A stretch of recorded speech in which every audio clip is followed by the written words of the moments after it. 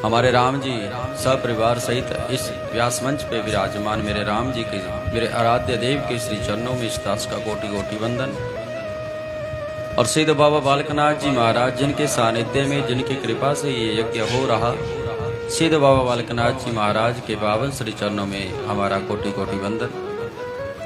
भैरव देव जी महाराज, भैरव देवता जी की के श्री चरणों में इस दास का कोटि कोटि वंदन। भोले बाबा सपरिवार सहित जो है इस गांव में विराजमान भोले बाबा के श्री चरणों में हमारा कोटि कोटि वंदन। उसके उपरांत आपके ग्राम देवता, आपके स्थान देवता, आपके इष्ट देवता, आपके आराध्य देवता, आपके पितर देवता माँ जगदम्बा जगत जननी माँ नैना देवी के श्री चरणों में हमारा कोटि कोटि वंदन। उसके उपरांत हमारे आचार्यगण जो हमारे साथ हम पिछले 5 दिनों से कथा के माध्यम से कथा के भीतर सेवा दे रहे, इन समस्त पुण्य आत्मा, जीवात्मा, धर्मात्मा, हमारे जितने भी आचार्यगण हैं, इन सब के श्री चरणों में हमारा कोटि कोटि वंदन। उसके उपरांत आप सब भगवत प्रेमी, इस गद्दी के निशीन पवन बाबा जी, इनको भी हमारी ओर से राधे राधे। और आप सब भगवत प्रेमी, आप सब भगवत प्रेमियों को भी हमारी ओर से जय जय श्री राधे, जय जय श्री श्याम। तो महाराज पिछले 5 दिन से आपके इस पवित्र गांव में श्री बाबा के दिव्यमयी कथा का रसास्वादन करवाया जा रहा है। मैं रोज कहता हूं कि श्री बाबा की कथा साधारण कथा नहीं है। अगर आप साधारण रूप से वहां से लगा इसको दूर से, आप ही जानते हैं कि शिव बाबा कोई साधारण देव नहीं है और शिव बाबा की कथा कोई साधारण कथा नहीं है। शिव की कृपा हो जाती है। शिव के कहते हैं जीवन भर पाप किया, अंत में अगर भगवान शिव की शरण में आ जाएं तो शिव बाबा कल्याण करते हैं। आप तो धर्मात्मा हो, शिव की कथा आपको सुनने को मिल रही, क्योंकि शिव ही है जो साकार रूप में, निराकार रूप में आपका कल्याण करता है। चाहे आप भगवान शिव का पूजन मूर्ति के रूप में करिए, चाहे आप भगवान शिव का पूजन लिंग के रूप में करिए, बाबा दोनों ही रूपों में आपकी पूजा स्वीकार करते हैं।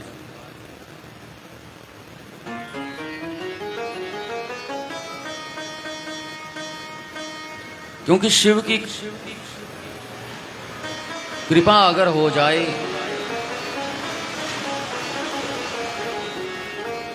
तो हमारा जीवन धन्य हो जाता है। कोई अनहोनी घटना हमारे जीवन में नहीं होती, क्योंकि शिव जो है अनहोनी घटना को टाल देते हैं। अब तो आपके गांव में शिव मंदिर होगा, भगवान शिव विराजमान हो जाएंगे। एक लोटा जल का भी अगर आप रोज भगवान शिव के ऊपर चढ़ाते हैं तो अनहोनी घटनाएं दूर हो जाती है। कभी भी कहीं जाना हो, भगवान शिव का ध्यान करके जाओ, भगवान शिव को प्रणाम करके जाओ, सिद्ध बाबा बालकनाथ जी को प्रणाम करके जाओ, कभी कोई कष्ट नहीं रह सकता। किसी भी रास्ते पे आप जाते हो, चाहे कमाने के लिए जाते हो, किसी और कार्य के लिए जा रहे हो, शिव को प्रणाम करके जाएंगे तो विजय की प्राप्ति होती है, यश की प्राप्ति होती है, कीर्ति की प्राप्ति होती है। बहुत सारे ऐसे भक्त हुए जिनकी कथाएं बड़ी दिव्य है कि जीवन भर चोरी करी, एक संत के मुख से सुन लिया कि शिव के ऊपर अगर एक लोटा भी जल आप रोज चढ़ाते हैं तो शिव की कृपा से कल्याण हो जाएगा। क्योंकि शिव बड़े दयालु हैं और शिव ही एक ऐसे हैं जो जिनका मंदिर 24 घंटे खुला रहता है। और मंदिरों के नियम होते हैं, बंद हो गया, आरती हो गई विश्राम के लिए, लेकिन शिव तो एक ऐसे हैं, आप रात को 12 बजे भी घर आते हो तो 12 बजे भगवान शिव को दर्शन जल चढ़ाएं, भगवान शिव का दर्शन कर सकते हैं। क्योंकि शिव भगवान इस चराचर जगत के पिता हैं। हम लोग गाते भी हैं, त्वमेव माता च पिता त्वमेव बंधुश्च सखा त्वमेव। आप ही इस चराचर जगत की माता हो, आप ही इस चराचर जगत के पिता हो, आप ही भाई हो, आप ही मित्र हो, आप ही गुरु हो। बोले बाबा आप ही आप हो। आप गाते हैं त्वमेव माता च पिता त्वमेव, वो भाव लेके आइए बाबा आप ही हमारा हैं। बाबा इस चराचर जगत में कोई मेरा नहीं, सिर्फ आपको छोड़ करके। आप हैं तो सब हैं, आप नहीं तो कोई भी नहीं। आप कृपा करेंगे तो चराचर जगत कृपा करेगा, आपकी कृपा बंद हो गई चराचर जगत दूर हो जाएगा। शिव की आरती भी करते हो। एक शिव की आरती आप निरंतर अब गांव में रोज अपने घर में करो। एक शिव की आरती से समस्त देवताओं की आरती हो जाती है। क्योंकि जब आप कोई कथा आरती सुनते हो उसके ऊपर ध्यान दिया करो। शिव की कथा में पहला आरती में पहला आया कि एकानन चतुरानन पंचानन राजे। एकानन गणपति जी, एकानन चतुरानन, चार मुख वाले कौन है? चार भुजधारी कौन है? भगवान विष्णु। पंचानन राजे, पांच मुख किसके हैं? ब्रह्मा जी के। एक आरती में समस्त देवताओं का ध्यान हो जाता है।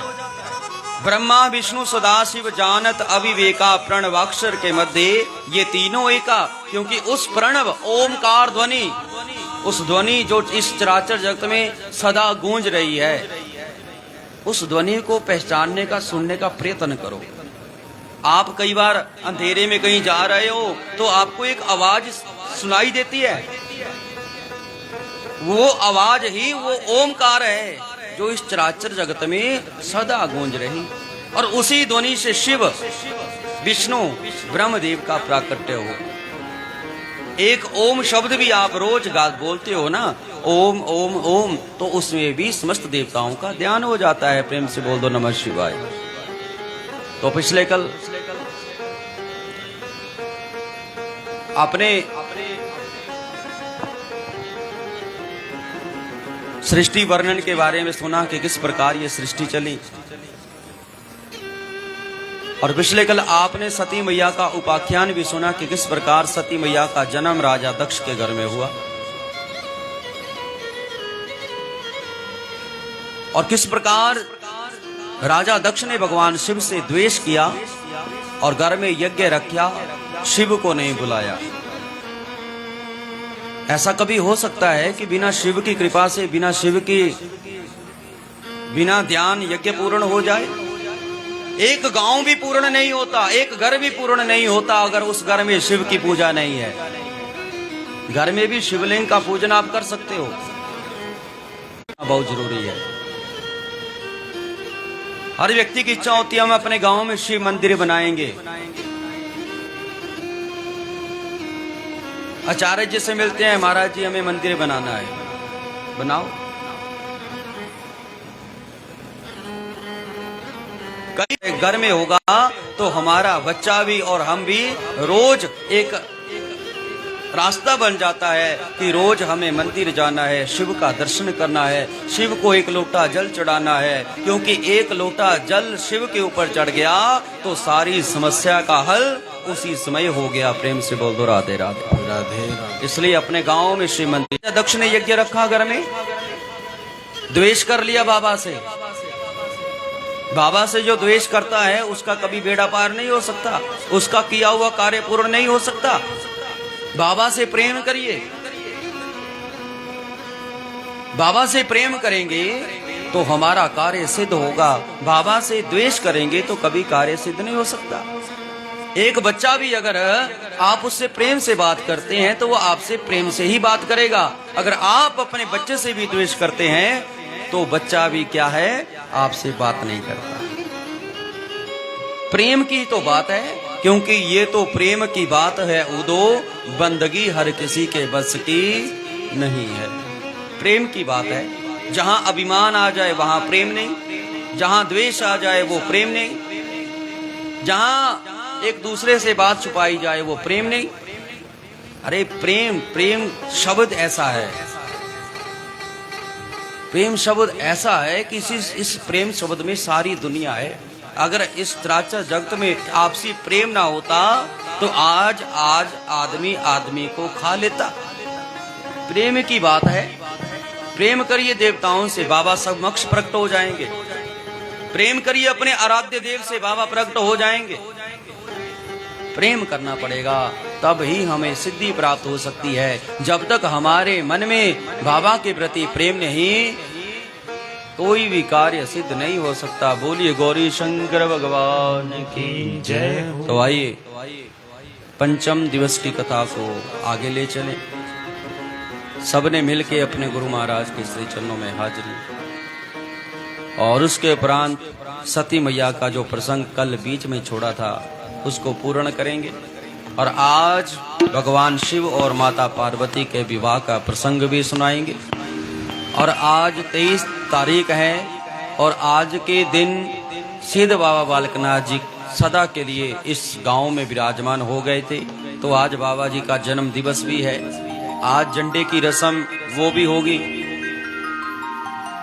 क्योंकि आज ही के दिन जो है आपके इस गांव में बाबा जी विराजमान हुए थे। प्रेम से बोल दो नमः शिवाय। नमः शिवाय। और आज ही के दिन हमारे पवन बाबा जी के ऊपर भी कृपा हुई थी, भैरव बाबा की, और भैरव बाबा के साथ साथ सिद्ध बाबा बालकनाथ जी। तो आज झंडा भी चढ़ेगा, तो विवाह भी होगा। आइए अपने गुरुओं के चरणों में हाजिरी, फिर कथा की ओर। बोली सदगुरुदेव जी महाराज की जय। अपने अपने गुरु महाराज की जय।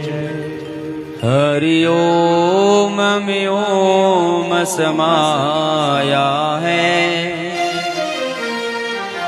मेरा बोला नगर में आया है। हरि ओम में ओम समाया है, मेरा बोला नगर में आया है। हरि ओम में ओम समाया है, मेरा बोला नगर में आया है। हरि ओम में ओम समाया है, मेरा बोला नगर में आया है। मेरा बोला नगर में आया है, मेरा बोला नगर में आया है। मेरा बोला नगर में आया है, मेरा बोला नगर में आया है। हरि ओम में ओम समाया है, मेरा बोला नगर में आया है। हरि ओम में ओम समाया है, मेरा बोला नगर में आया है।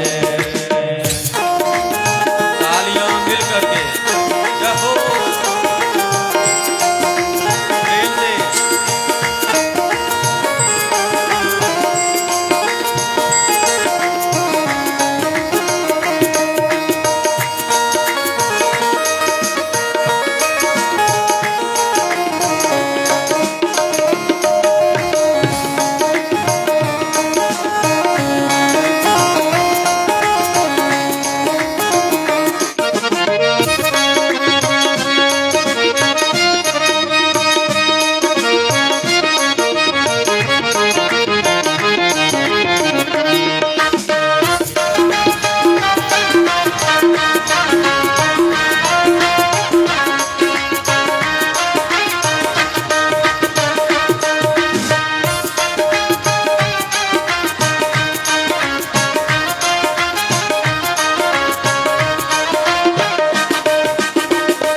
मेरे बोले के माथे पे गंगा है, मेरे बोले के माथे पे गंगा है। मेरे भोले के माथे पे गंगा है, मेरे भोले के माथे पे गंगा है। गंगा में ओम समाया है, मेरा भोला नगर में आया है। हरि ओम में ओम समाया है, मेरा भोला नजर नहीं आया है।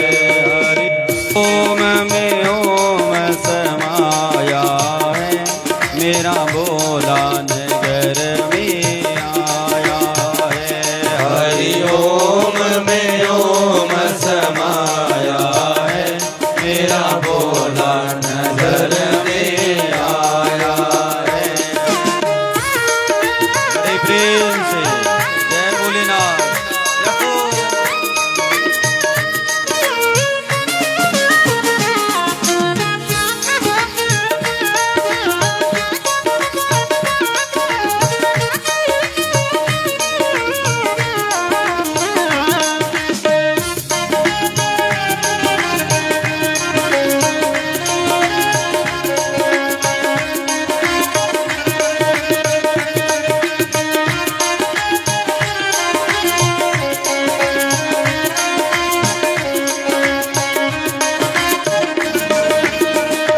मेरे भोले के माथे पे चंदा है, मेरे भोले के माथे पे चंदा है।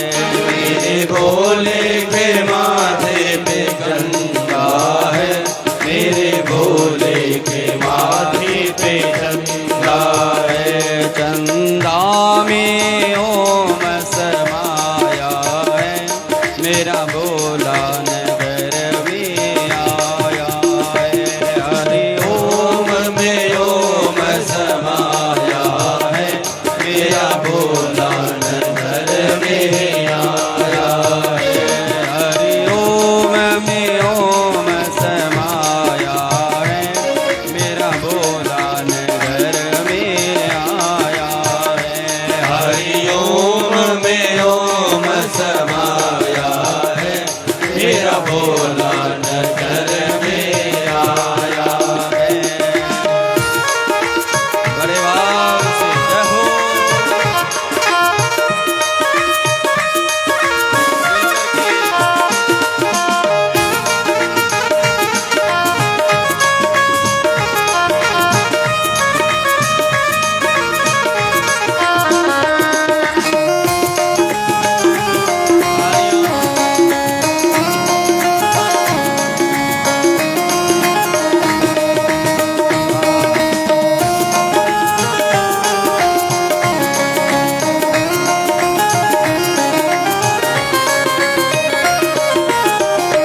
मेरे भोले के हाथों में डमरू है, मेरे भोले के हाथों में डमरू है।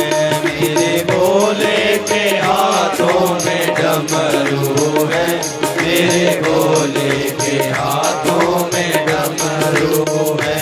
डमरू में ओम समाया है, मेरा भोला नगर में आया है। हरि ओम में ओम समाया। बोले गौरी शंकर भगवान की जय हो। उमापति महादेव की जय हो। नमः पार्वती पताये हर हर महादेव। यज्ञ हो रहा है, उसमें महान उत्सव होगा और वहां देवता ऋषि मुनि गंधर्व सब आएंगे। लेकिन आप मना कर रहे हैं कि आपने उस यज्ञ में नहीं जाना।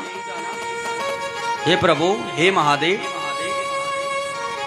जो अच्छे हृदय वाले हैं उनका धर्म होता है कि अच्छी संगति मिलती रहे। मित्र लोग प्रेम को बढ़ाने वाली इस प्रकार की संगति को करते रहते हैं। इसलिए हे प्रभु, हे स्वामी, आप मेरी प्रार्थना से मेरे पिता के यज्ञ की ओर चलें। आपका वो ससुराल है। सती मैया के इस प्रकार वचनों को सुनकर के बाबा बोले, हे देवी सती,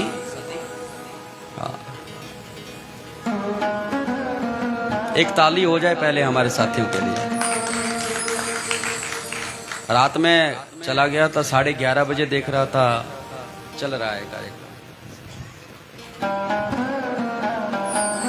हमारा कर्म ये है, आप लोग प्रसन्न हो गए तो समझिए हमारा यहां आना सफल है। बहुत अच्छा लगा हमें। अब भगवान शिव बोले, हे देवी, तुम्हारे पिता दक्ष मेरे प्रति द्रोही हो गए हैं। जो प्रमुख देवता, ऋषि तथा अन्य लोग अभिमानी, मूढ़ और ज्ञान शून्य है, वे ही तुम्हारे पिता के यज्ञ में आएंगे।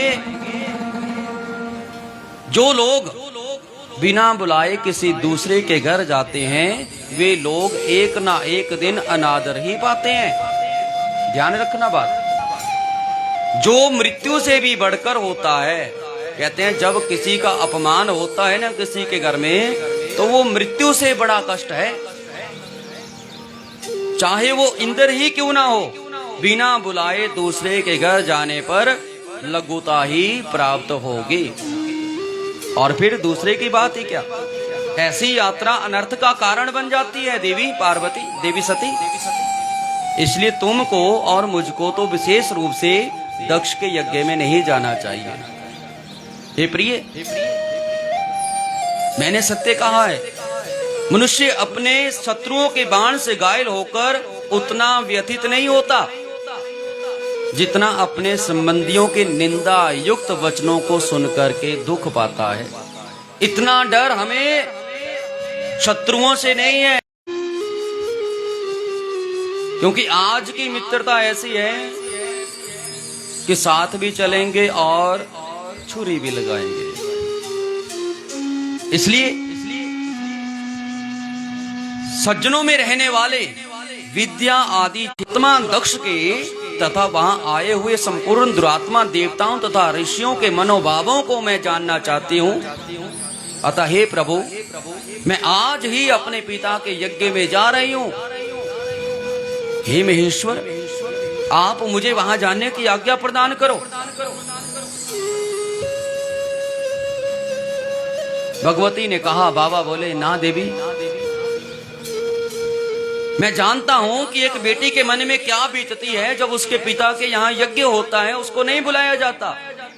मैं जानता हूं आपके मन का भाव कि आपके अंदर चल क्या रहा है। लेकिन देवी, मेरा मन डर रहा कि अगर मैंने आपको वहां भेज दिया, आपका निरादर हुआ, फिर क्या करोगी। इसलिए कहते हैं जहां डर होना वो यात्रा टाल देनी चाहिए, फिर चले जाना। यज्ञ होने तो फिर मैं आपको भेज दूंगा, कोई बात नहीं, लेकिन इस यज्ञ में मत जाओ देवी। देवी ने कहा, और अगर कोई उसके पति को नीचता दिखाए तो वो सहन नहीं कर सकती। प्रेम से बोल दो राधे राधे। ये हमारी माताओं की एक विशेष बात है। अब सती मैया नंदी के ऊपर आरूढ़ होकर के पिता के यज्ञ की ओर आ गई। पिता के यज्ञ की ओर आई तो वहां पर देखा बहनें हैं, बहनों ने बात नहीं की। और भी देवता, मुनि, ऋषि, गंधर्व हैं। आज सती को देख करके कोई प्रणाम नहीं कर रहा, कोई सती से मिल नहीं रहा। क्यों नहीं? क्योंकि जब अपना ही सिक्का खोटा है तो दूसरे को दोष क्या देंगे। क्योंकि पिता ने ही कहा है कि कोई भी सती या शिव का भी शिव का सत्कार ना करे। तो इसलिए आज एक छोटा सा सेवादार भी अभिमानी हो गया है, सती का निरादर कर रहा। और सती मैया सीधे अपनी मैया के पास चली गई। मैया के पास गई, मैया ने सती को अपने गले से लगा लिया। मां सती बोली, मां हमें भूल गए जल्दी ही।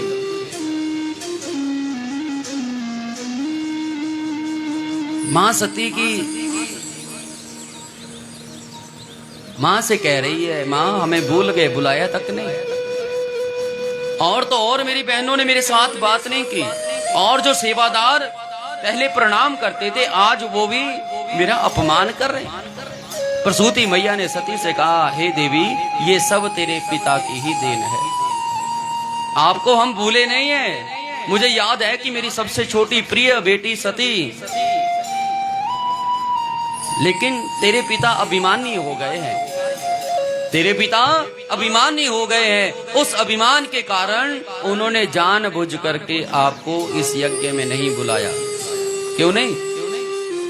वो आपका निरादर करना चाहते हैं। इसलिए देवी सती, आप वापिस अपने घर की ओर चली जाओ, कैलाश की ओर चली जाओ। मां सती ने देखा, एक तो मैं बाबा से जिद करके आई, बोले बाबा से जिद करके आई कि पिता के घर जाना है, मुझे आज्ञा दे दो, और अगर मैं अब वहां वापिस जाती हूं तो शिव बाबा कहेंगे कि बड़ी जल्दी आ गई। अरे नहीं जा, संसार ना चलता। अब सती मैया का मन भर गया, कहां जाऊं, क्या करूं। सीधी चली गई गुस्से में जहां पर यज्ञ चल रहा। सबने देखा कि सती आ गई, अपनी गर्दन को सबने झुका लिया। पिता ने देखा कि बेटी आई, अपनी गर्दन को पिता ने दूसरी ओर घुमा लिया। मंत्रियों से कहा, अरे मंत्रियों, ये जो देवी आई इससे कहो कि यहाँ से दूर चली जा, क्योंकि शमशान से जब कोई आता है तो वो अशुद्ध हो जाता है, आकर के नहाता है। यहाँ पर इतना बड़ा यज्ञ चल रहा और ये शमशान वासिनी जो सती आई है, इसको यहाँ से भेज दो, इसने हमारे यज्ञ को अशुद्ध कर दिया।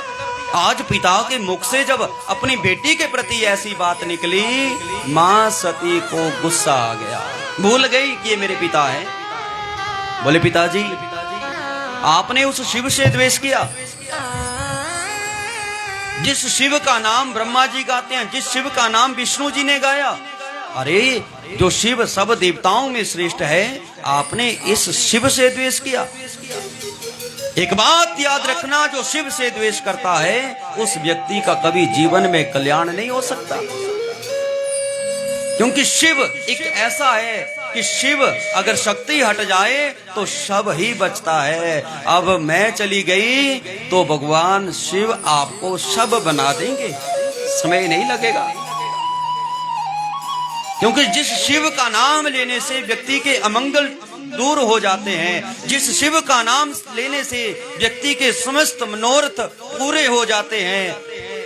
हे पिताजी, आपने उस शिव से द्वेष किया, क्योंकि जो व्यक्ति शिव से द्वेष करता है वो अधोगति में जाता है, नरकों में भी ऐसे व्यक्ति को जगह नहीं मिलती। इसलिए शिव का नाम लो।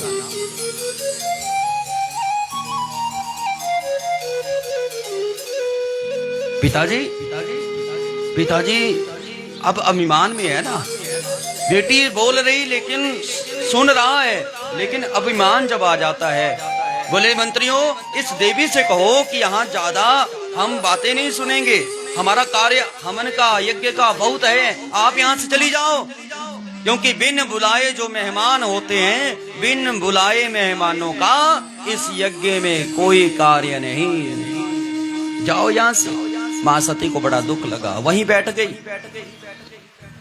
जब सती मैया विराजमान हो गई, इतनी दुखी, भावुक होकर के भगवान शिव का ध्यान कर रही। शिव भगवान कैलाश पर्वत से ये सारा दृश्य देख रहे, क्योंकि शिव का तीसरा नेत्र जब खुल जाता है तो संसार खत्म हो जाता है। तभी कहते हैं शिव का तीसरा नेत्र ना खुले तो अच्छा है। भगवान शिव देख रहे हैं, मां सती बड़ी दुखी है, मन ही मन भगवान शिव के श्री चरणों में ध्यान कर रही, बाबा अब मैं जा रही हूँ, मेरी लीला पूर्ण होने का समय हो चुका है। भगवान शिव बड़े दुखी हैं। भगवान शिव चाहते तो मां सती को बचा सकते थे, लेकिन त्रेता युग में आपने सुना है कि सती मैया ने भगवान राम का निरादर किया था, तो आज वो फल सती को मिल रहा है। प्रेम से बोल दो राधे राधे। राधे। ध्यान कर रही है। इतना तो करना स्वामी, इतना तो करना बोले, जब प्राण तन से निकले।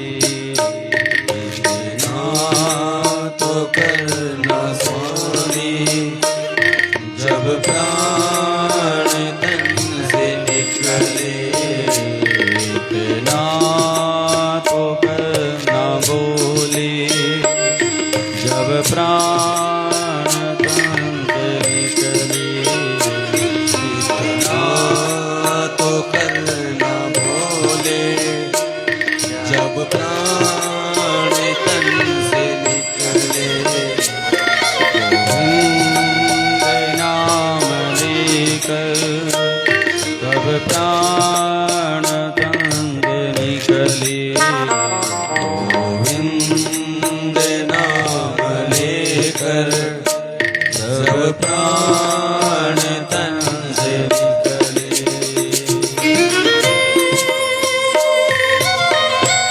प्रेम से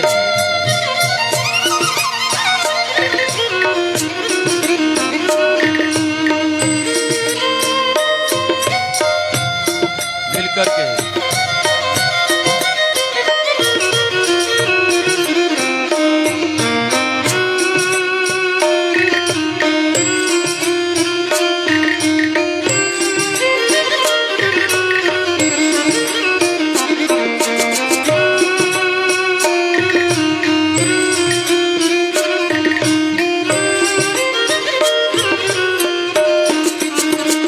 श्री गंगा जी का तट हो,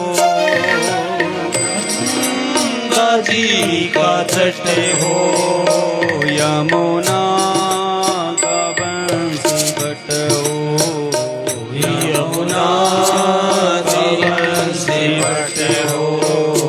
मेरा भोला निकट हो, मेरा शंभु निकट हो, जब प्राण तन से निकले। इतना तो करना स्वामी, जब प्राण तन से निकले। इतना तो करना स्वामी, जब प्राण तन से निकले। इतना तो करना स्वामी, जब प्राण तन से निकले।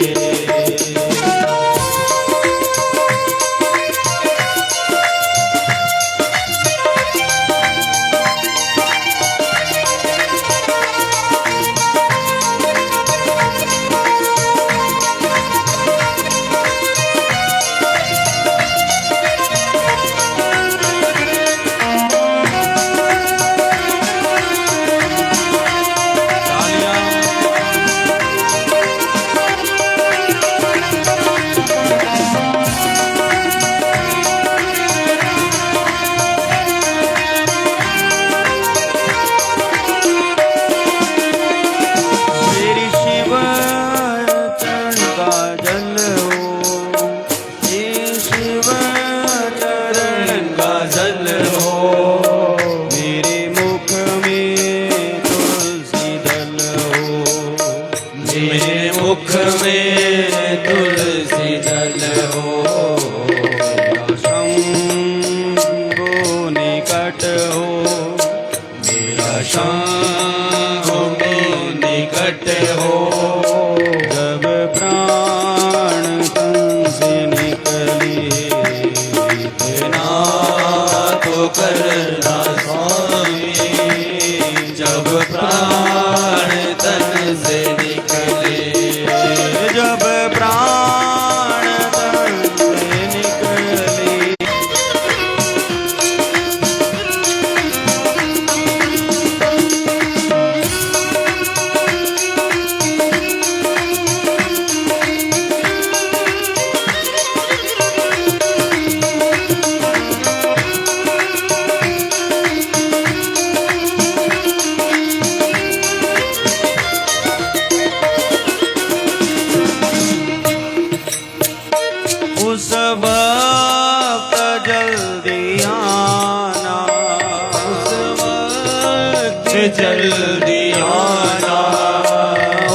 वक्त जल्दी आना, उस वक्त जल्दी आना, हमको न भूल जाना, हमको न भूल जाना, डमरू की धुन सुनाना, डमरू की धुन सुनाना, जब प्राण तन से निकले, ना तो करना स्वामी, जब प्राण तन से निकले, इतना तो करना स्वामी, जब प्राण तन से निकले, ना तो करना स्वामी, जब प्राण तन से निकले, जब प्राण तन से निकले, जब प्राण तन से निकले, जब प्राण तन से निकले, जब प्राण तन से निकले, जब प्राण तन से निकले, जब प्राण तन से निकले, इतना तो करना स्वामी, जब प्राण तन से निकले, इतना तो करना स्वामी, जब प्राण तन से निकले, जब प्राण तन से निकले, जब प्राण तन से निकले, जब प्राण तन से निकले, जब प्राण तन से निकले, इतना तो करना स्वामी, जब प्राण तन से निकले। मां सती भगवान शिव के चरणों का ध्यान लगा करके विराजमान हो गई। जितने भी देवता वहां हैं उनकी निंदा करने लगी। अरे देवताओं, आपने ये क्या किया? विष्णु जी को फटकार लगा रही है, ब्रह्मदेव को फटकार लगा रही है। अरे जिस शिव की कृपा से आप हो, जिस यज्ञ में शिव का निरादर हो, आप वहां पर अपना भाग लेने के लिए पहुंच गए। अरे आप सब भिक्षुक वृत्ति वाले हो जाएंगे। भिक्षुक तो आज भिक्षुक बन के घूम रहे हैं। विष्णु पूजा करने वाले, ब्रह्म पूजा करने वाले घर घर में जा रहे हैं। जो दुष्ट लोग हैं वे सदा ईर्ष्या पूर्वक यदि शिव की निंदा करे तो उसके लिए कोई आश्चर्य की बात नहीं। क्यों? क्योंकि उसका काम ही निंदा करना है।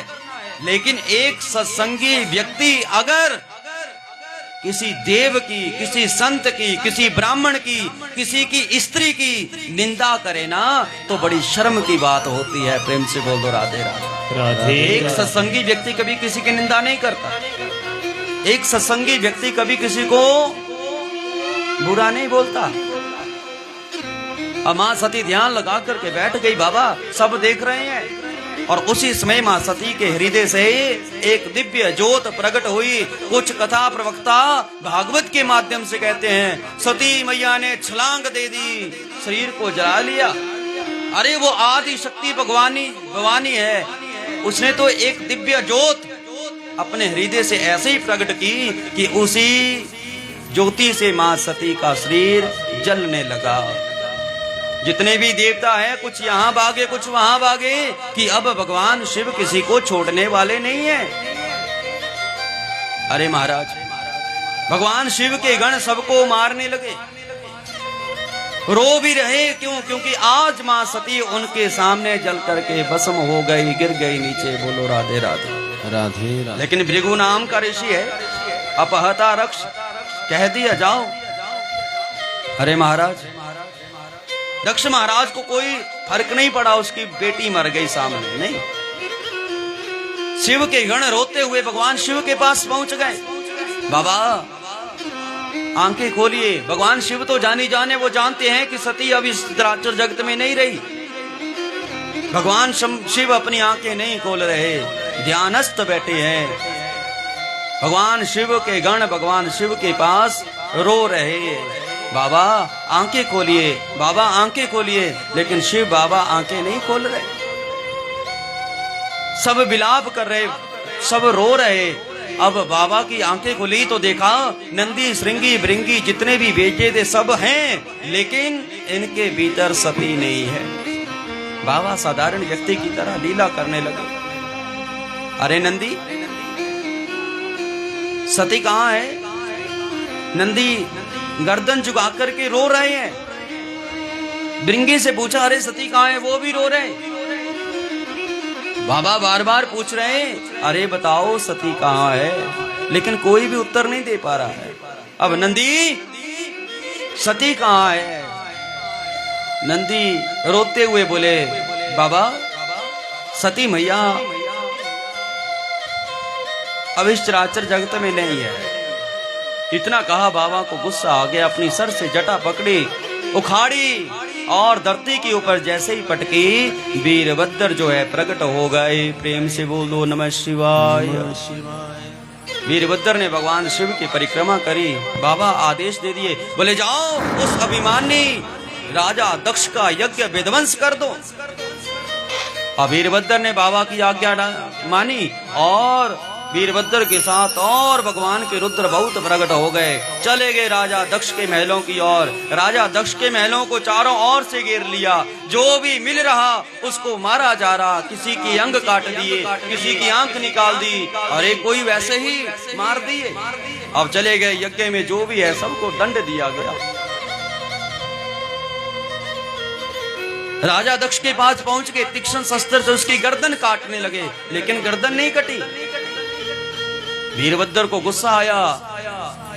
दक्ष की छाती के ऊपर अपना घुटना रखा और दोनों हाथों से उसके सर को पकड़ा और ऐसे घुमा दिया, धड़ से अलग कर दिया और उसके सिर को लिया यज्ञ कुंड में डाल दिया गया। प्रेम से बोलो नमः शिवाय। सारा यज्ञ विध्वंस हो गया। आ गए बाबा के पास, बाबा हमने आपका दिया हुआ कार्य पूर्ण कर दिया। बाबा फिर ध्यान मग्न हो गए। विष्णु आदि देवता, ब्रह्म आदि देवता कई दिन बीतने के बाद विचार करने लगे, कितना बड़ा यज्ञ रखा था, यज्ञ बीच में रह गया। कहते हैं यज्ञ कोई भी आप घर में करते हो, कोई विघ्न आपके यज्ञ में पड़ जाए तो उस यज्ञ को कैसे ना कैसे करके पूरा कर लेना चाहिए। 13 दिन के बाद पूरा कर लेना चाहिए। यज्ञ कभी भी पाठ घर में हो, कोई पातक सूतक दोष लग जाए, फिर हम लोग पाठ बटाया होता है, बाद में हवन नहीं करवाते, तो उसका दोष आपको लगता ही जाएगा। इसलिए 13 दिन के बाद शुद्धिकरण होने के बाद उस यज्ञ को पूर्ण कराना चाहिए। अब ब्रह्म आदि देवता सोच रहे अब कैसे बनेगी बात, क्योंकि शिव आएंगे तब ही उस अभिमानी राजा दक्ष का यज्ञ पूर्ण होगा। अब इंद्र आदि देवता, ब्रह्मा विष्णु सारे देवता गण भगवान शिव के पास जाकर के पहुंच गए। भगवान शिव ध्यानस्थ बैठे हैं। भगवान शिव के आगे डरे हुए हैं, प्रार्थना कर रहे। भगवान शिव को प्रसन्न करना है तो ब्रह्मा जी जानते हैं कि भगवान का महामंत्र गाइए, बाबा जल्दी प्रसन्न हो जाएंगे। अब सारे देवतागण ओम नमः शिवाय, ओम नमः शिवाय, ओम नमः शिवाय इस मंत्र का पाठ करने लगे। बोले गौरी शंकर महादेव की जय हो। नमः शिवाय, ओम नमः शिवाय, हर हर बोले नमः शिवाय, नमः शिवाय, ओम नमः शिवाय। विद्यमान जी हर हर बोले नमः शिवाय, नमः शिवाय, ओम नमः शिवाय, हर हर बोले नमः शिवाय, नमः शिवाय, ओम नमः शिवाय, हर हर बोले नमः शिवाय, नमः शिवाय, ओम नमः शिवाय, हर हर बोले नमः शिवाय, नमः शिवाय, ओम नमः शिवाय। भोले नमः शिवाय। तालियां प्रेम से।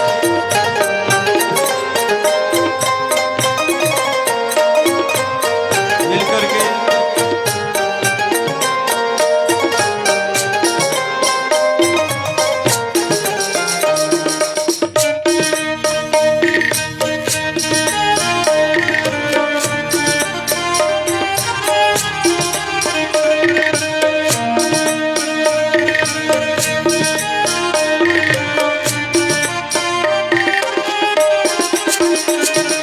गंगाधराय शिव गंगाधराय हर हर बोले नमः शिवाय। गंगाधराय शिव गंगाधराय हर हर बोले नमः शिवाय। गंगाधराय शिव गंगाधराय हर हर बोले नमः शिवाय। गंगाधराय शिव गंगाधराय हर हर बोले नमः शिवाय। नमः शिवाय ओम नमः शिवाय हर हर बोले नमः शिवाय। नमः शिवाय ओम नमः शिवाय हर हर बोले नमः शिवाय। तालियों बड़े प्रेम से। हरि बोल।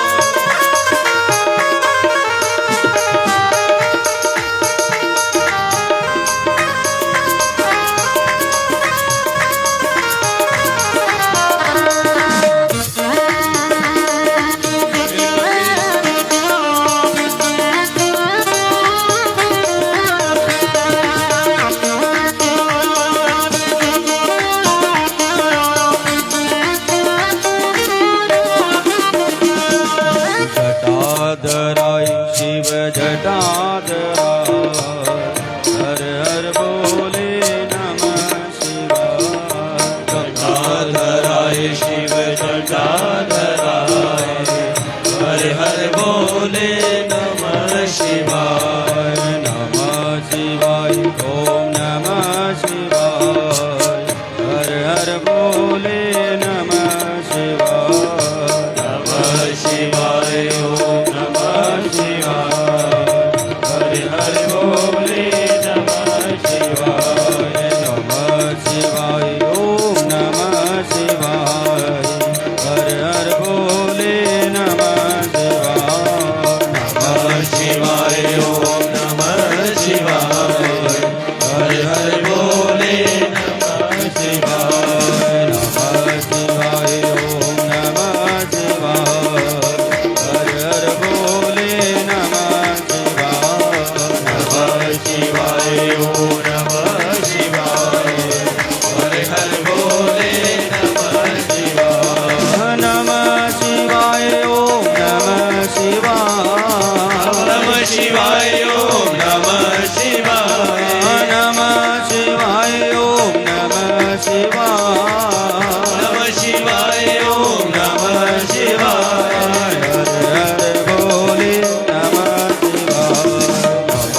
शिवाय ओम नमः शिवाय हर हर बोले नमः शिवाय। नमः शिवाय ओम नमः शिवाय हर हर बोले नमः शिवाय। नमः शिवाय ओम नमः शिवाय हर हर बोले नमः शिवाय। बोलिए गौरी शंकर महादेव की जय हो। उमापति महादेव की जय हो। नमः पार्वती पताय हर हर महादेव। अब देखिए सारे देवतागण पहुंचे हैं भगवान शिव के पास। देखिए आज मान सिंह दीवान जो जिला परिषद भी हैं और सनातन धर्म को पूर्ण रूप से मानने वाले भी हैं। अपने घर में हर साल भागवत कथा, शिव मंदिर और जनता जनार्दन की सेवा में लगे हैं। तन मन धन से। तो इनका अभिनंदन है पूरे गांव की ओर से, पूरे तालियां हो जाए। भगवान कहते हैं पतिदेव इस रास्ते के ऊपर कैसे चलता है, जब उनकी धर्म पत्नी सनातन को मानती है, प्रभु पूजा करती है, तो उसका पतिदेव भी उसी राह के ऊपर। तो देखिए धन्यवाद है इनकी धर्म पत्नी विशेष करके, और इनका कि दोनों ही संतों की सेवा में, जनता जनार्दन की सेवा में लगे हुए हैं। भगवान शिव इनके ऊपर कृपा बनाए रखे, कभी भी किसी प्रकार की विपत्ति इनके जीवन में ना आए। भगवान शिव इनकी समस्त कामनाओं को पूर्ण करे। तालियां हो जाए। और इनको व्यास मंच पे आमंत्रित है कि आइए, क्योंकि जनता जनार्दन की सेवा में लगे हैं, समय भी बड़ा कम हो, तो यही है ना कथा में। लास्ट में अभी कथा में पूरी कथा सुन के जाएंगे आज। बोले गौरी शंकर भगवान की जय हो। अब जब सारे देवता भगवान शिव की स्तुति करने लगे, भगवान शिव प्रसन्न हो गए, चल पड़े उनके साथ। राजा दक्ष के यज्ञ में गए, वहां पर जल लिया, छिड़काव किया, सब अंग पूर्ण हो गए। लेकिन राजा दक्ष का दर्द तो वैसे का वैसे पड़ा है। अब राजा दक्ष का जब दर्द पड़ा है, अब क्या किया जाए? सर कहाँ है? बोले जल करके राख हो गया। कहते हैं बकरे का सर लाया गया, उसके धड़ के ऊपर लगाया गया, अमृत संजीवनी मंत्र के साथ छिड़काव किया, और उसी समय राजा दक्ष उठ करके बैठ गए, और यज्ञ जो है भगवान शिव के द्वारा पूर्ण कराया गया। प्रेम से बोल दो राधे राधे। राधे राधे। भृगु नाम के जो ऋषिवर थे, उनको बकरे की दाढ़ी लगाई गई, पूखा के दांत तोड़े तो उनके दांत लगाए गए। इस प्रकार भगवान शिव के द्वारा राजा दक्ष का यज्ञ पूर्ण करवाया। उसके बाद भगवान शिव जली हुई सती को देख करके मोहित हो गए, एक साधारण व्यक्ति की तरह लीला करने लगे। सती मैया को उठाया और पूरे धरातल के ऊपर इस ब्रह्मांड में घूमने लगे। भगवान विष्णु जी ने देखा ऐसा चला, तब तो बात हो गई।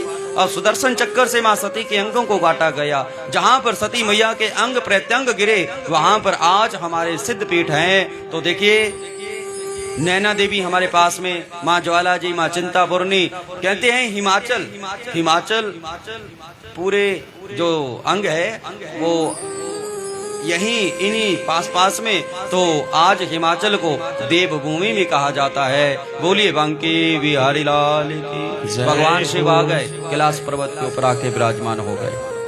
अब ब्रह्म सूत जी महाराज बोले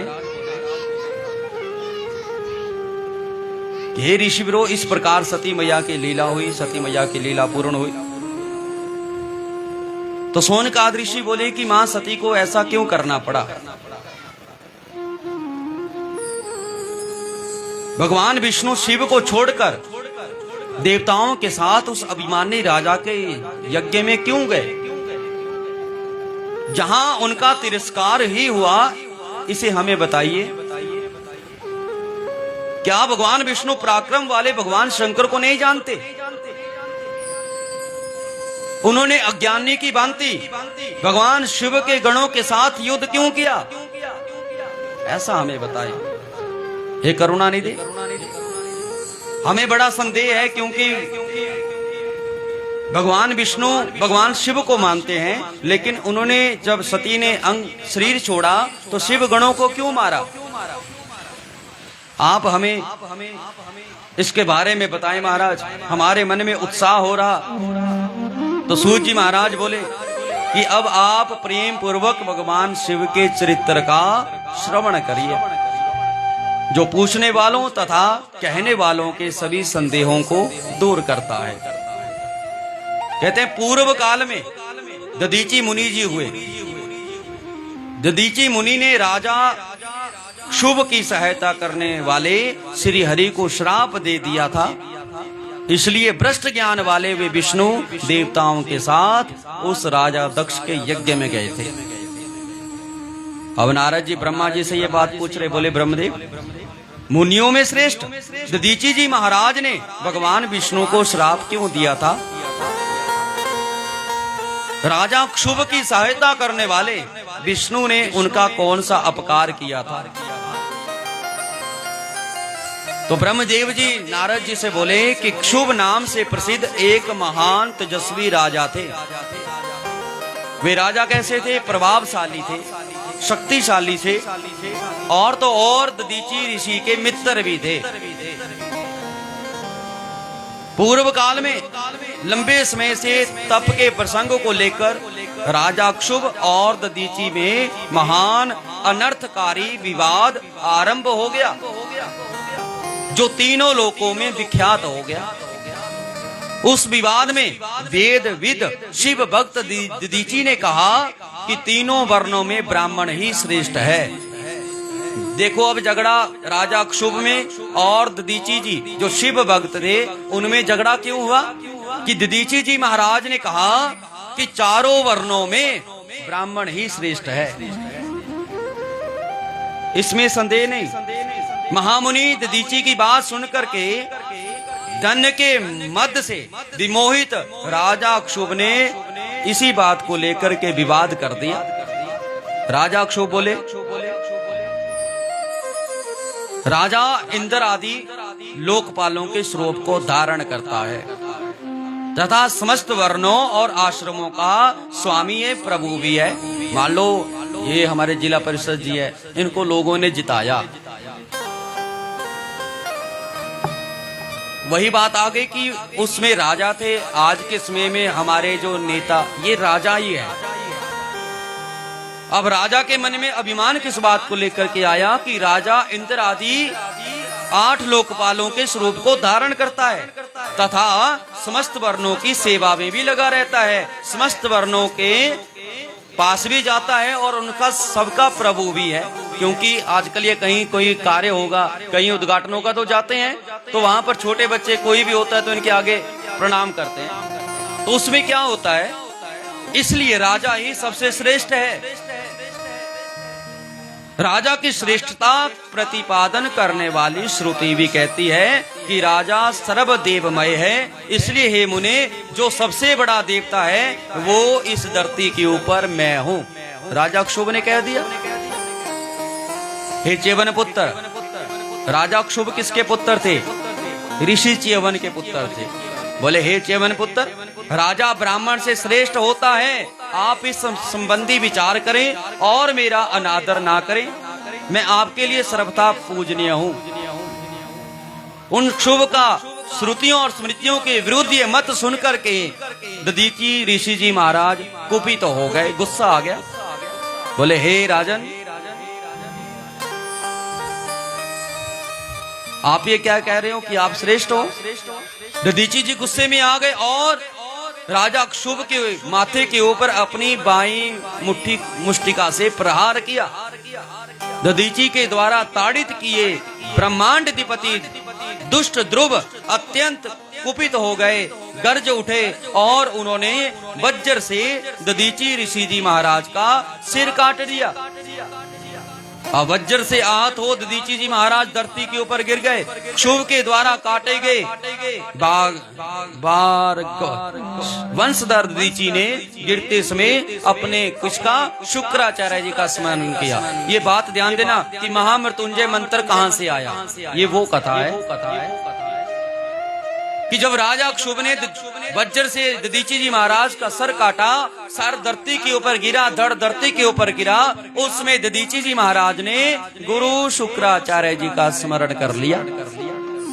अब गुरु जी का स्मरण किया, तब योगी शुक्राचार्य ने आकर के क्षुभ के द्वारा दधीचि के काटे गए शरीर को तुरंत से जोड़ दिया। दधीचि की देह को पूर्व की भांति ठीक करके शिव भक्त शिरोमणि तथा मृत्युंजय विद्या के प्रवर्तक शुक्राचार्य उनसे कहने लगे।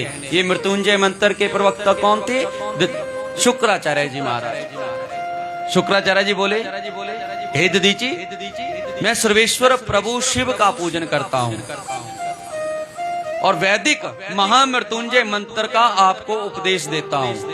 अब मंत्र है ओम त्र्यंबकम यजामहे सुगंधिम पुष्टि वर्धनम उर्वा रुक्मिव वंदनान मृत्योर्मुक्षीय मामृता।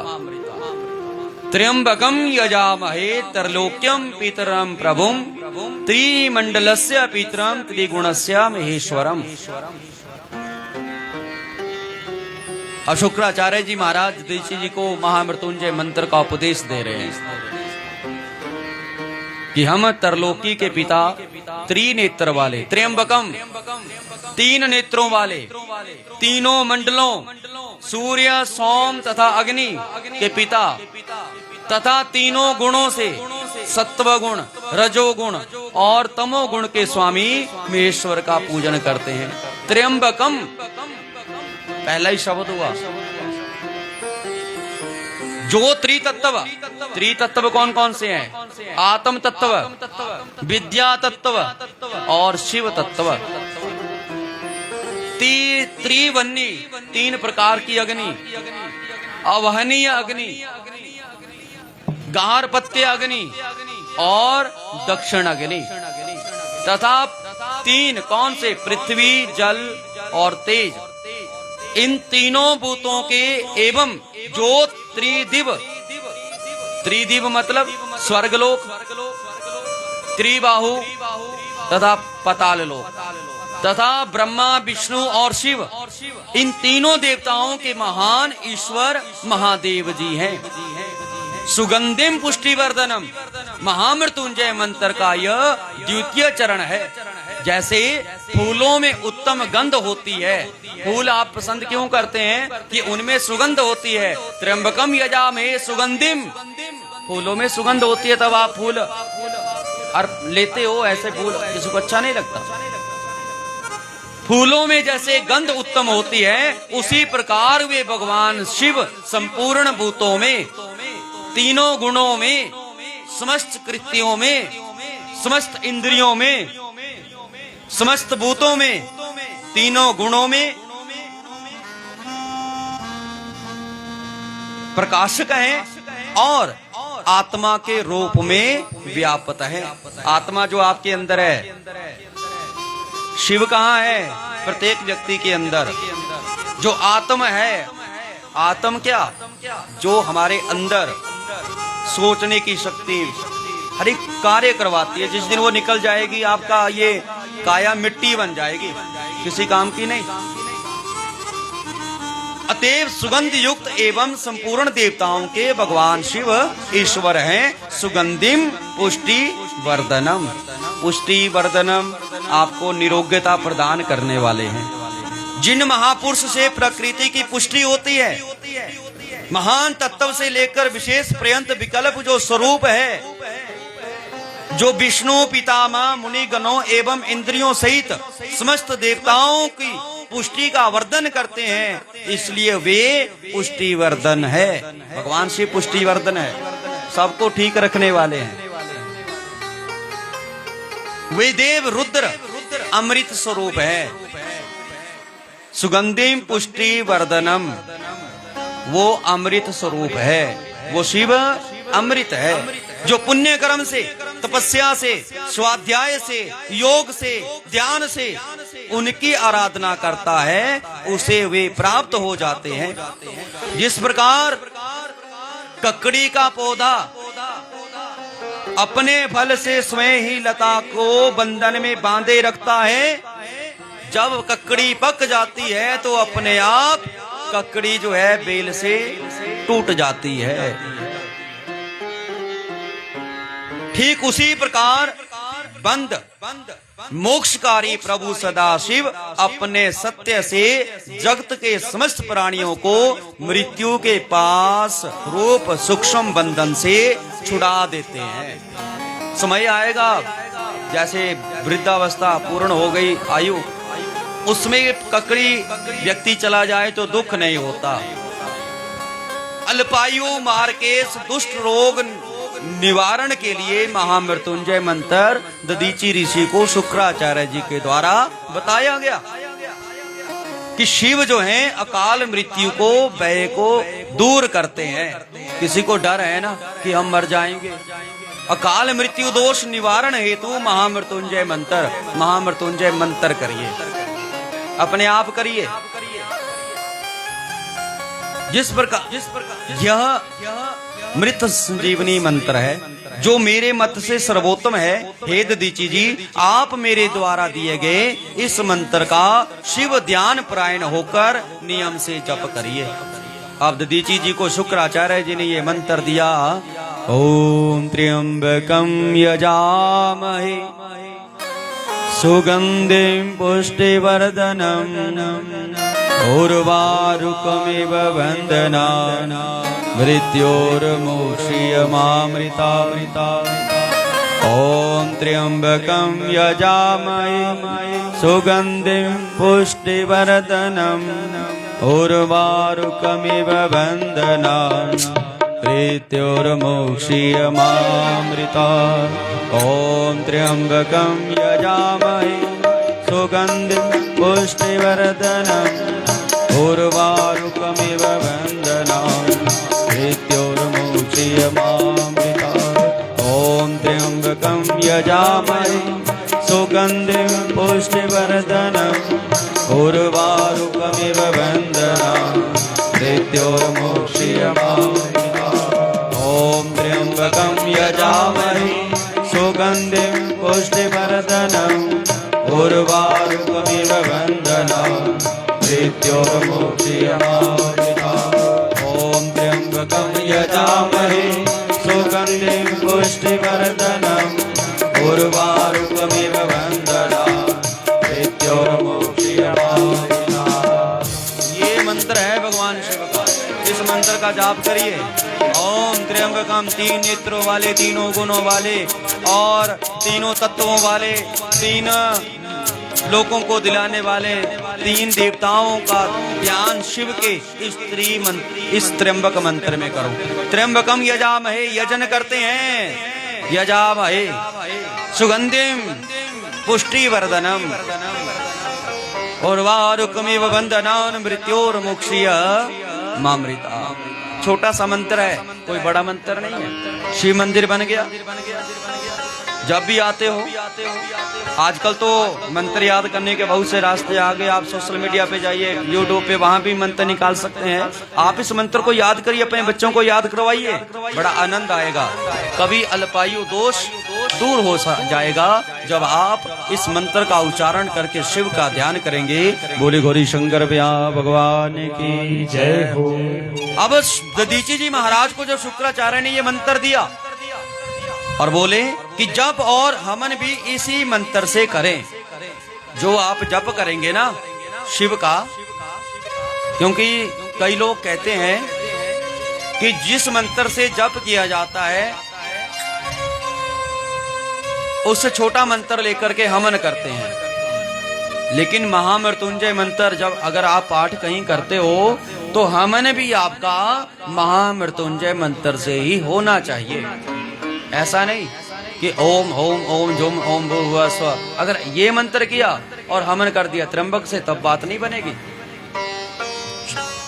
जो आप पाठ करें उसी मंत्र से हमन होना चाहिए। और इसी मंत्र से अभिमंत्रित कर दिन और रात में जल भी पीजिए। किसी को लगता है ना कि हमें हमारे बच्चे के कोई लग गई, ओपरी आ गई, इसी मंत्र से पानी के बीच हाथ लगा के मंत्र जपते रहिए 108 बार। रोगी को पिला दो पानी, उसका रोग मुक्त हो जाएगा। इतनी शक्ति इस मंत्र में है। और शिव विग्रह के पास स्थित हो, उन्हीं का ध्यान करते रहिए। इससे कभी भी मृत्यु का भय व्यक्ति को नहीं रहता। सब न्यास आदि विधिवत करे, शिव की पूजा करके व्यग्रता रही तो भक्त वत्सल सदाशिव का आप ध्यान करो। मैं उस सदाशिव का ध्यान आपको बताता हूँ, जिसके अनुसार उसका ध्यान करके मंत्र जप करना चाहिए। अब शिव को आप मंत्र जपते हैं, उसका ध्यान कौन सा मंत्र, ध्यान किस मंत्र से करें, ये भी एक साधारण व्यक्ति को पता होना चाहिए। जैसे बताया गया कि जब शिव मंदिर में जल चढ़ाते हैं तो आपका मुंह पूर्व की ओर होना चाहिए। रात्रि को जल चढ़ाते हैं तो मुंह आपका उत्तर की ओर होना चाहिए। पश्चिम की ओर मुख करके नहीं बैठना है। अगर दरवाजा आपका शिव इस तरफ दिखाई दे रहे तब भी आपको पहली साइड बैठ करके इस दिशा की ओर मुंह करके जल चढ़ाना है। शाम को आपको इस और बैठ करके हस्ताम्भोज युगस्त कुंभ युगलादो अदत्य ओयम शिरा सिंचनंतम करयोर्युगे ददतम स्वांके सकुंभो करो। कहते हैं अपने दो कर कमलों में स्थित दोनों कुंभों से जल को निकालकर ऊपर वाले दोनों हाथों से सिर पर अभिषेक करते हुए कुंभ सहित अपने अन्य दोनों हाथों को अपनी गोद में धारण करते हुए शेष दो हाथों से अक्षमाला विराजमान करने वाले त्रिनेत्रों वाले भगवान शिव का मैं पार्वती के साथ, पार्वती मैया का साथ में ध्यान करता हूँ। अब दधीची को इस प्रकार उपदेश दिया। शुक्राचार्य जी भगवान शंकर का स्मरण करते हुए अपने स्थान को चले गए। बोले गौरी शंकर भगवान की जय। और वहां जाकर वे विधि पूर्वक महामृत्युंजय नामक उस मंत्र का जप करते हुए प्रेम पूर्वक शिव का चिंतन करते हुए तपस्या करने लगे। दीर्घ काल तक महामृत्युंजय मंत्र का जप किया। तपस्या द्वारा शंकर की आराधना करके उन्होंने शिव को प्रसन्न कर लिया। जब शिव को प्रसन्न किया भगवान शिव बोले प्रकट हो गए। प्रभु ने अपना साक्षात दर्शन जो है मुनिवर को दिखाया। मुनिवर ने विधि पूर्वक भगवान शिव का पूजन किया और दोनों हाथ जोड़ करके भक्ति भाव से भगवान शंकर से कहने लगे कि हे भोले बाबा,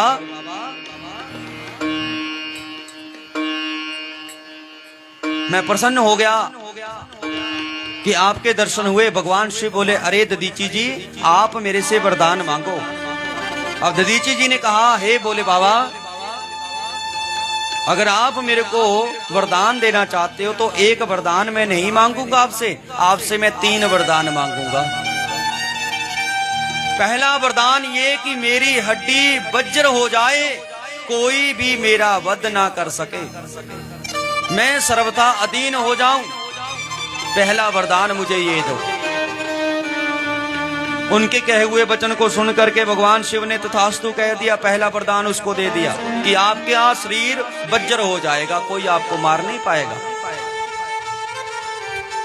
और उन दधीची को 3 वर दे दिए। शिवजी से 3 वर पाकर वेद मार्ग में प्रतिष्ठित महामुनि आनंद मगन हो गए और शीघ्र ही राजा क्षुभ के पास चले गए। उग्र स्वभाव वाले राजा क्षुभ ने देखा कि दधीची जी आए। दधीची जी के ऊपर फिर से उसने प्रहार किया, लेकिन दधीची जी का जो शरीर है वो वज्र बन गया। दधीची ने अब क्या किया, क्षुभ के मस्तक पर पाद मूल से प्रहार किया। तब विष्णु की महिमा से गर्वित राजा क्षुभ ने भी क्रोधित होकर दधीची जी महाराज की छाती के ऊपर वज्र का प्रहार किया।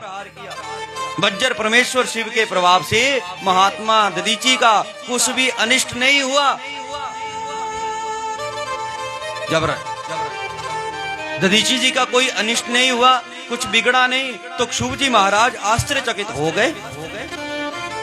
मुनीश्वर दधीची की अवध्यता, अधीनता तथा वज्र से बढ़कर प्रभाव देखकर ब्रह्म कुमार क्षुभ के मन में बड़ा विस्मय हुआ कि दधीची जी के ऊपर मैंने वज्र का प्रहार किया, लेकिन इनके ऊपर कोई असर नहीं। वे शरणागत पालक नरेश मृत्युंजय के सेवक दधीची से पराजित होकर शीघ्र वन में जाकर इंद्र के छोटे भाई मुकुंद हरि की आराधना करने लग गए। उजी उनकी पूजा से संतुष्ट होकर भगवान मधुसूदन ने राजा क्षुभ को दिव्य दृष्टि प्रदान करी। उस दिव्य दृष्टि से गरुड़ ध्वज जनार्दन देव का दर्शन करके उन्हें प्रणाम करके क्षुभ ने प्रिय वचनों के द्वारा भगवान की स्तुति करी। राजा क्षुभ की स्तुति सुन करके भगवान प्रसन्न हो गए और कहने लगे वरदान मांगिए राजा क्षुभ।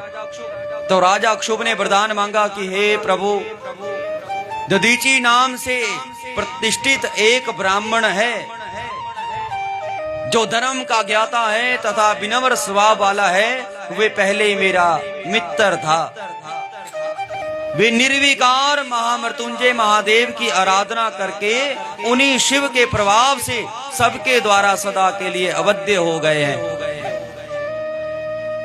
महाराज, एक दिन बड़ी सभा में दधीची ने अपने बाएं पैर से मेरे सिर के ऊपर प्रहार किया और कहा कि मैं किसी से नहीं डरता।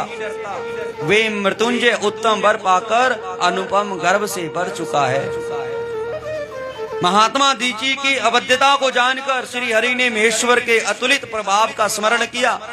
इस प्रकार स्मरण करके विष्णु उच्च क्षुभ से बोले कि हे राजेंद्र, ब्राह्मणों का कहीं भी थोड़ा सा भी भय नहीं है, विशेष रूप से रुद्र भक्तों के लिए तो भय ही नहीं। यदि मैं आपकी और से कुछ कहूं तो ब्राह्मण दधीची को दुख होगा और वो मुझे जैसे देवता के लिए शाप का कारण बन जाएगा। दधीची के शाप से दक्ष के यज्ञ में सुरेश्वर शिव के द्वारा मेरा विनाश हो जाएगा और फिर उत्थान भी होगा। दधीची के शाप के कारण ही सभी देवताओं मेरे तथा ब्रह्मा के उपस्थित रहने पर भी दक्ष का यज्ञ सफल नहीं होगा। हे महाराज, मैं आपके लिए दधीची को जीतने का प्रयास नहीं कर सकता। विष्णु का वचन सुनकर के क्षुभ ने कहा, भगवान अब क्या होगा? विष्णु भगवान बोले, ठीक है,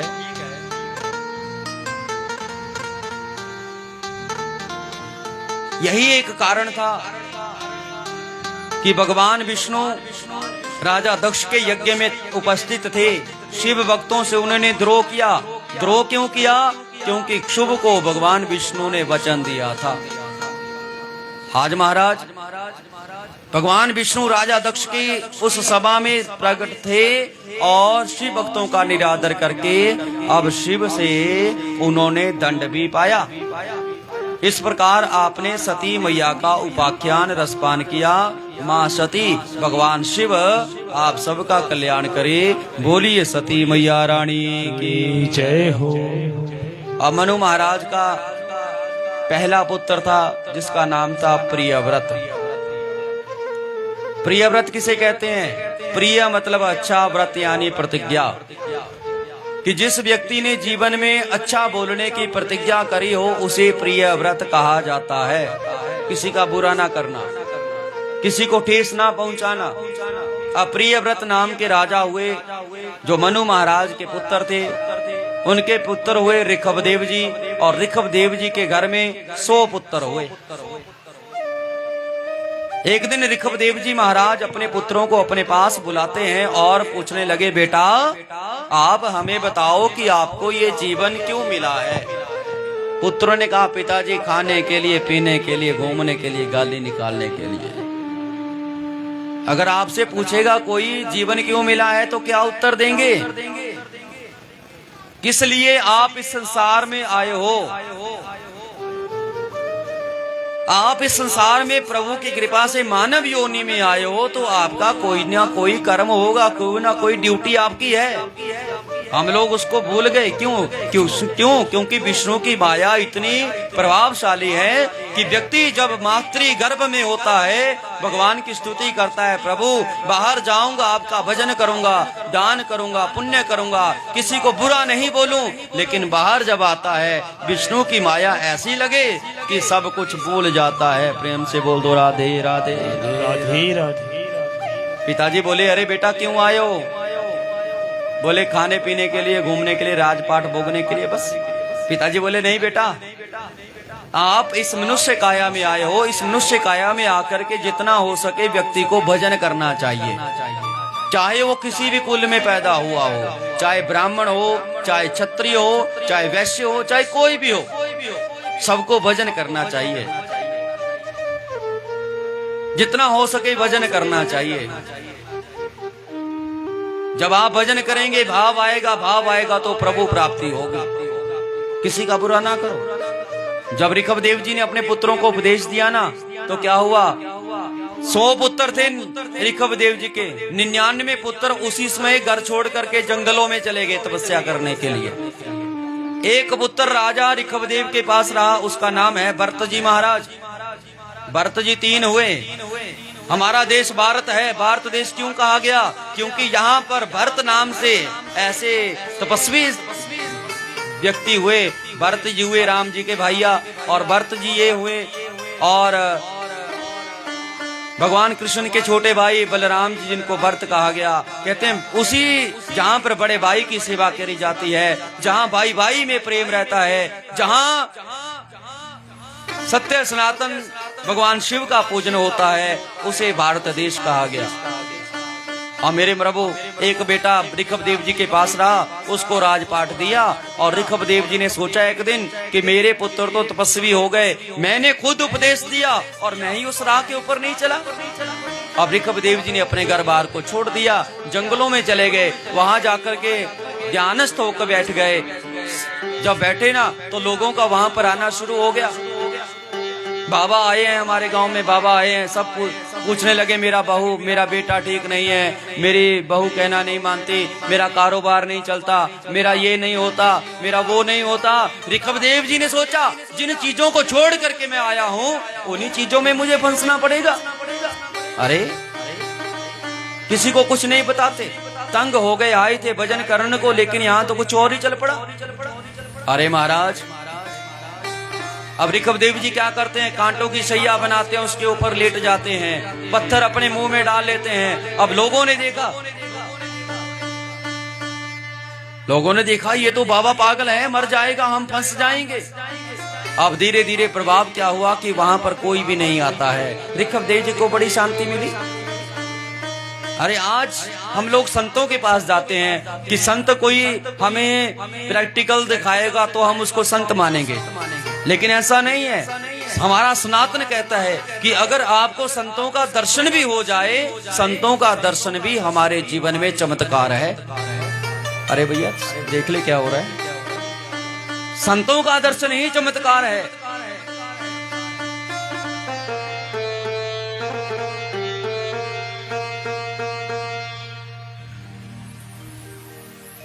संत का दर्शन ही चमत्कार है। इसलिए संत का दर्शन हो जाए तो अपने जीवन में चमत्कार समझे कि हमें संत का दर्शन हुआ। प्रेम से बोल दो राधे राधे।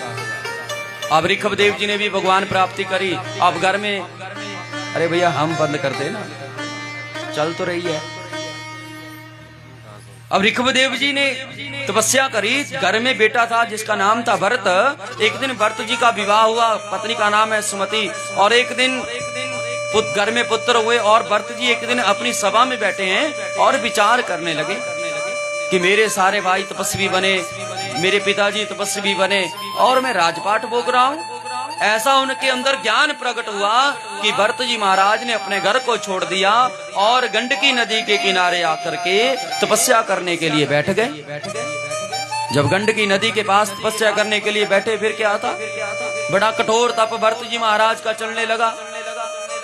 इतना कठोर तप चलने लगा महाराज कि एक दिन भरत जी महाराज बैठे हैं तपस्या करने के लिए, तो भरत जी महाराज ने क्या देखा कि एक गर्भवती हिरनी नदी के भीतर जल पीने के लिए आई, डरी हुई है, सहमी हुई है। भरत जी महाराज की आंखें खोली है, तप चल रहा, सारा दृश्य देख रहे कि क्या हो रहा है।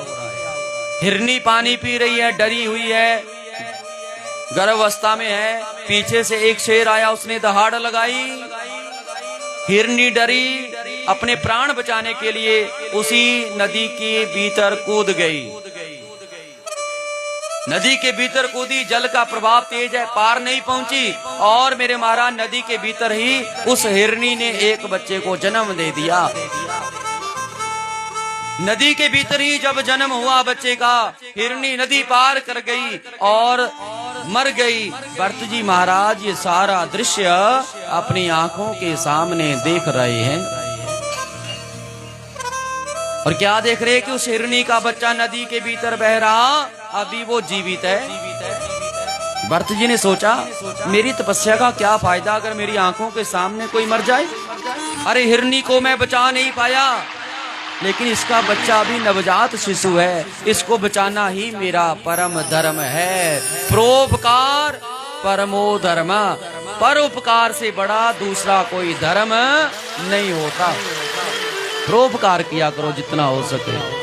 परोपकार भी आपकी एक पूजा है, परोपकार भी आपकी एक तपस्या है। परोपकार आपकी एक सेवा है, इसलिए परोपकार करने से पीछे मत हटा करो। प्रेम से बोल दो राधे राधे। परोपकार करिए जितना हो सके। अब भरत जी महाराज देख रहे हैं कि हिरनी का बच्चा वो जीवित है, जल के भीतर जा रहा। अपनी जो माला फेर रहे उस माला को गले में धारण किया और भरत जी महाराज ने भी उस नदी के भीतर छलांग दे दी। जिस और नदी पानी बहता जा रहा, हिरण का बच्चा बहता जा रहा और भरत जी महाराज बहते हुए जा रहे। अनेकों प्रयत्न किए और भरत जी ने उस बच्चे को पकड़ लिया, बाहर निकाला। अभी बच्चा वो जीवित है, कंबल ओढ़े, पानी निकाला, अग्नि जलाई, 1000 प्रयत्न किए भरत जी ने और अंत में उस हिरण के बच्चे को बचा लिया।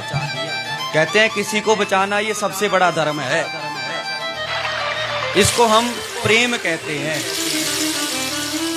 भरत जी को चाहिए था कि वो बच्चा कुछ दिन अपने पास रखते, फिर उसको छोड़ देते जंगल में, लेकिन भरत जी का वो प्रेम धीरे धीरे ममता में बदलने लगा। जैसे माँ की ममता अपने बच्चे के प्रति होती है, वैसी ममता भरत जी के मन में उस हिरण के बच्चे के प्रति जाग गई। अब भरत जी महाराज छोटा सा बच्चा है ना, वो आए थे हरि भजन को घर बार छोड़ करके। यहाँ भी हम दुनिया की बातें कर रहे हैं, यहाँ भी हम चुगली में लगे हैं, क्योंकि भरत जी अब उस हिरण के बच्चे के साथ खेलते हैं। उसी वो कहाँ जाता है उसके पीछे जाते हैं। पहले 100 माला रोज की करते थे, अब 1 माला भी नहीं होती। क्यों नहीं होती? कि अब भरत जी के मन में डर बना रहता है कि कहीं कोई शेर इस बच्चे को ना खा ले, कोई शेर इस बच्चे को ना खा ले। इसलिए अब ध्यान बस उसी में रहता है। ध्यान लगाना बड़ा जरूरी है। ध्यान कब नहीं लगता? जब छोटा बच्चा होता है। अब उसी में रहे। जैसे एक संत थे, एक दिन किसी राजा के घर भोजन करने गए। राजा ने बुलाया, आइए महाराज भोजन करिए। संत महापुरुषों गए, भोजन किया। अब राजा ने भोजन किया और संत से कहने लगे, प्रभु हम आपके पास एक जिम्मेदारी देने चाहते हैं। बाबा ने कहा, कौन सी जिम्मेदारी? बोले हमारे यहाँ आजकल चोरी का डर बना हुआ है, रोज कहीं ना कहीं चोरी हो रही। हमारे पास कुछ धन है, हम चाहते हैं कि आप इसे अपनी कुटिया में रख लो। क्यों रख लो? कि आपके ऊपर कोई शक नहीं करेगा कि बाबा के पास क्या मिलेगा। आग्रह किया व्यक्ति ने और बाबा अपने बैग में जो धन दिया उसको डाल करके लेके आ गए कुटिया में, टांग दिया खूंटी के ऊपर बैग को। अब वो संत जो दिन रात तप करते थे, जब वो माया उसके पास आई, रात हुई, भजन में बैठे, भजन में ध्यान नहीं लग रहा, बस उसी और ध्यान जा रहा कि वो बैग वहां है या नहीं, कोई चुरा तो नहीं ले गया। 1 दिन बीता, 2 दिन बीते, 4 दिन बीते, अंत में संत हार गया। बैग उठाया और सीधा उस व्यक्ति के पास चला गया। बोलिए महाराज, मुझे क्षमा करना, मैं आपकी अमानत को अपने पास नहीं रख सकता। बोले बाबा क्यों? आपके ऊपर कोई शक नहीं? बोले मुझे कुछ नहीं पता, आप अपना ये जो मेरे पास अमानत है इसको रखिए, क्योंकि जिस दिन से ये मेरे पास आई इसने तो मेरा जीना दुर्भर कर दिया। ना मेरा भजन में ध्यान लगता है, अगर थोड़ा आराम करना है तो आराम भी नहीं हो रहा। क्यों नहीं? क्योंकि बस ये ध्यान, देखो ये माया कितनी प्रबल है कि देखो एक सच्चे संत की नींद को भी इसने उड़ा दिया। प्रेम से बोल दो राधे राधे राधे राधे। तभी संत महाराज से दूर खींचते जाते हैं। क्यों? क्योंकि जितना इससे दूर हटेंगे उतना ये पीछे भागी आएगी। प्रेम से बोल दो राधे राधे। थोड़ा जोर से बोल दो राधे। अब जल सेवा हो रही है। बोले बांके बिहारी लाल की जय हो, वृंदावन बिहारी लाल की जय हो। तो आइए एक भाव। पकड़ लो हाथ बनवारी, नहीं तो डूब जाएंगे। पकड़ लो हाथ बनवारी, नहीं तो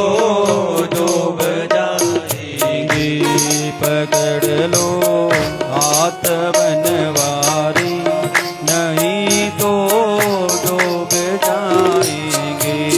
पकड़ लो हाथ बनवारी, नहीं तो डूब जाएंगे। हमारा कुछ न बिगड़ेगा, तुम्हारी लाज जाएगी। हमारा कुछ न बिगड़ेगा, तुम्हारी लाज जाएगी। पकड़ लो हाथ बनवारी, नहीं तो डूब जाएंगे।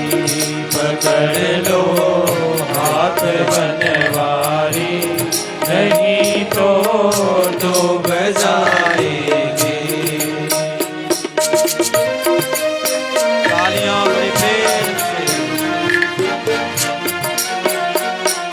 क्या बात है, बहुत सुंदर है।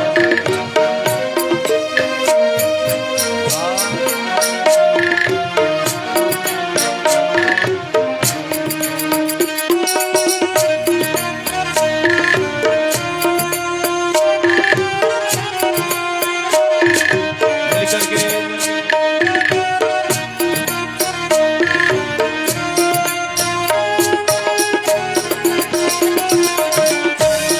डरी है पाप की गठड़ी, हमारे सर पे ये बारी। डरी है पाप की गठरी, हमारे सर पे है बारी। भजन पापों का है बारी, इसे कैसे उठाएंगे। पकड़ लो हाथ बनवारी, नहीं तो डूब जाएंगे। हमारा कुछ न बिगड़ेगा, तुम्हारी लाज जाएगी। हमारा कुछ न बिगड़ेगा, तुम्हारी लाज जाएगी। तालियां मिलकर के जय हो।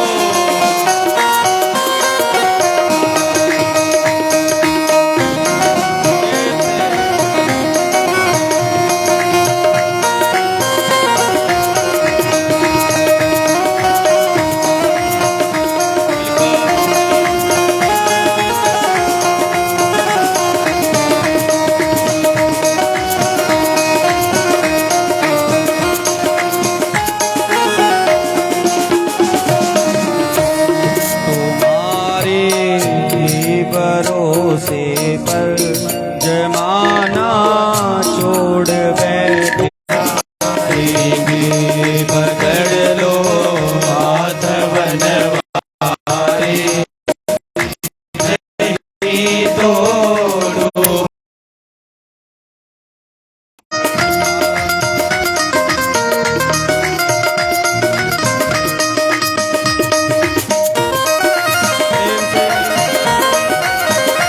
जय हो। मिलकर के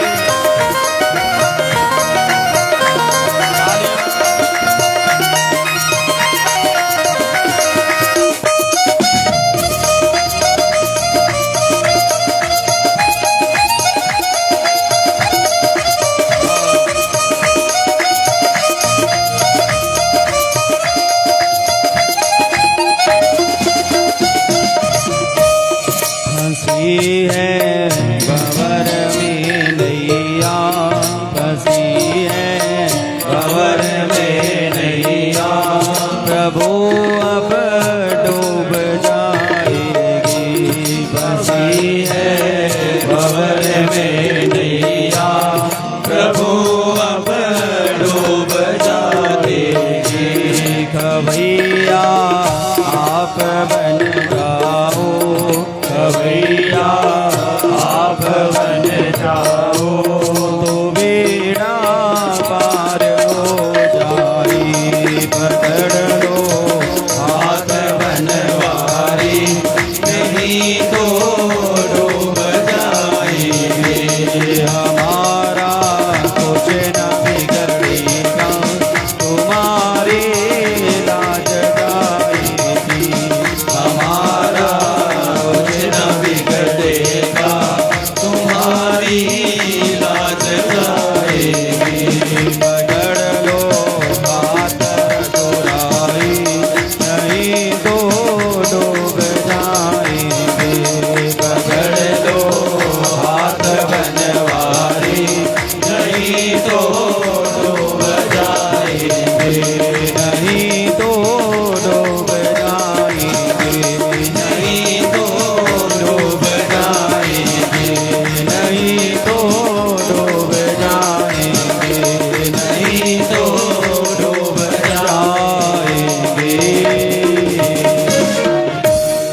बांके बिहारी लाल की जय हो।